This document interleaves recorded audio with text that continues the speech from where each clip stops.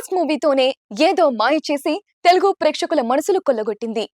ఏం మాయ చేసావే సినిమాతో తెరంగేట్రం చేసిన ఈ చెన్నై చిన్నది ఆ తర్వాత వరుస విజయాలతో టాలీవుడ్ తో పాటు కోలీవుడ్ లోనూ గోల్డెన్ లెగ్ అనిపించుకుంది.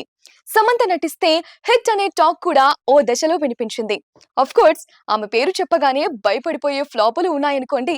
ఇక పెళ్లి, వెబ్ సిరీస్, విడాకులు, మయోసైటిస్ అంటూ నిత్యం వార్తల్లోనే ఉంటూ వస్తున్న సమంత కొన్నాళ్లుగా సినిమాలకు గ్యాప్ ఇచ్చింది. అయితే ఈ సోమవారంతో తను ఇండస్ట్రీకి ఎంటర్ అయ్యి 14 ఏళ్లు పూర్తవుతోంది. మరి 14 ఇయర్స్ లో సమంత ఏం సాధించింది, ఏం పోగొట్టుకుంది అనేది ఈ స్పెషల్ లో చూద్దాం.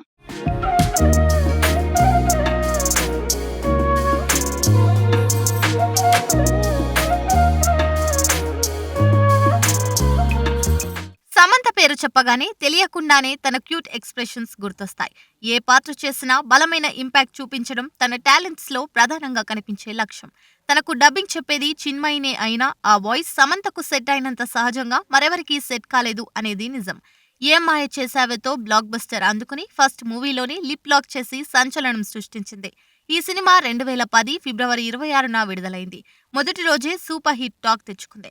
విశేషమేంటంటే నాగ చైతన్యకు ఇదే ఫస్ట్ హిట్. ఆ తరువాత ఈ ఇద్దరు కలిసి ఆటోనగర్ సూర్య, మనం, మజిలీ వంటి చిత్రాల్లో నటించారు. మజిలీకి ముందు పెళ్లి చేసుకున్నారు, తర్వాత విడిపోయారు. అందుకు కారణాలు ఇప్పుడు అప్రస్తుతం అనుకోవచ్చు.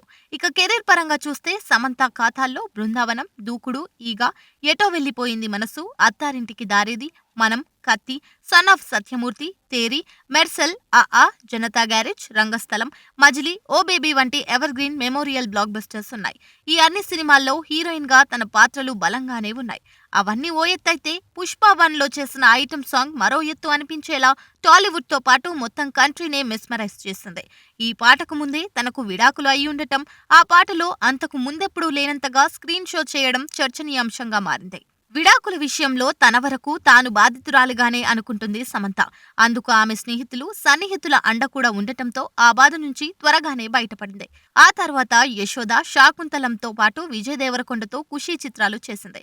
వీటిలో ఖుషీ మాత్రమే విజయం సాధించింది. వీటికి ముందే మయోసైటిస్ అనే అరుదైన వ్యాధి బారిన పడింది. ఆ వ్యాధితోనూ యుద్ధం చేసి ఇప్పుడిప్పుడే కోలుకుంటూ 1 ఏడాది పాటు సినిమాలకు గ్యాప్ ఇచ్చింది. వ్యక్తిత్వం పరంగా సమంత ఎప్పుడూ స్ట్రాంగ్ గానే ఉంది. సామాజిక అంశాల్లోనూ పాలు పంచుకుంది. వ్యక్తిగత విషయాలు ఎక్కువగా సోషల్ మీడియాలో పంచుకోవడం ఎంత ప్లస్ అయిందో పెళ్లి తర్వాత అంత మైనస్ అయిందనే వారు ఉన్నారు. ఇక ఏం మాయ చేసావేకు బెస్ట్ డెబ్యూట్ గా, ఈగ, ఆ చిత్రాలకు బెస్ట్ యాక్ట్రెస్ గా ఫిలింఫేర్ పురస్కారాలు అందుకుంది. ఈ చిత్రానికి తెలుగుతో పాటు తమిళ్ నుంచి తనే ఫిలింఫేర్ అందుకుంది. ఇలా ఒకే సినిమాతో 2 భాషల్లో అవార్డులు గెలుచుకున్న 3వ నటి సమంత. ఇక ఏం మాయ చేసావే, ఎటో వెళ్లిపోయింది మనసు చిత్రాలకు తెలుగు నుంచి ఉత్తమ నటిగా నంది అవార్డులు అందుకుంది. ఇలా 14 ఏళ్ల కెరీర్ లో బ్లాక్ బస్టర్స్ తో పాటు మంచి అవార్డులు సాధించిన నటిగా సమంతతో సాటి వచ్చే హీరోయిన్లే లేరని చెప్పాలి. ఇక తన కెరీర్ లో చాలా మందిని ఆశ్చర్యపరిచింది. ఫ్యామిలీ మెన్ 2 వెబ్ సిరీస్ లోని పాత్ర, ఈ పాత్ర చేయడానికి ఎంతో గట్స్ కావాలి. అవి ప్రదర్శించింది కాబట్టి ప్రపంచమంతా తన ప్రతిభను మెచ్చుకుంది. ప్రస్తుతం సిటాడెల్ అనే వెబ్ సిరీస్ కోసం ప్రిపేర్ అవుతున్న శామ్ ఈ ఇన్నింగ్స్ లో ఎన్ని విజయాలు అందుకుంటుందో చూడాలి.